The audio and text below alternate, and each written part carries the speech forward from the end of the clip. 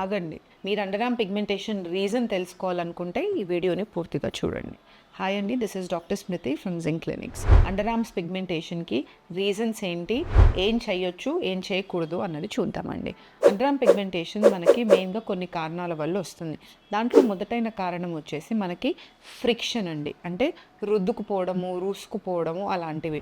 మీ tight fitting clothes వేసినప్పుడు, repeated shaving చేసినప్పుడు pigmentation అయ్యే అవకాశం ఉంటుంది. Second most common fungal infection అండి. వీటి వల్ల కూడా మనకి ఇన్ఫెక్షన్ వల్ల, ఎక్సెసివ్ స్వెట్ ప్రొడక్షన్ వల్ల పిగ్మెంటేషన్ అవుతుంది. థర్డ్ రీజన్ వచ్చేసి మనము ఒబెసిటీ, ఎక్కువ ఓవర్ వెయిట్ ఉండడము, యాక్టివిటీ ఉండకపోవడము వీటితోనవుతుంది. ఫోర్త్ మోస్ట్ కామన్ రీజన్ మనము ఆ స్వెట్ని కంట్రోల్ చేయడానికి ఓవర్ ది కౌంటర్ ఉన్న సూపర్ మార్కెట్స్లో ఉన్న రోల్ ఆన్స్ అయినా, మనము డియోస్ అయినా స్మెల్ని అవాయిడ్ చేయడానికి ఇవన్నీ యూస్ చేస్తాం. వీటి వల్ల కూడా మనకి పిగ్మెంటేషన్ వచ్చే అవకాశం ఉంది. సో ఇవన్నీ అవాయిడ్ చేయాలంటే ఏం చేద్దాము అన్నది తెలుసుకుందాము.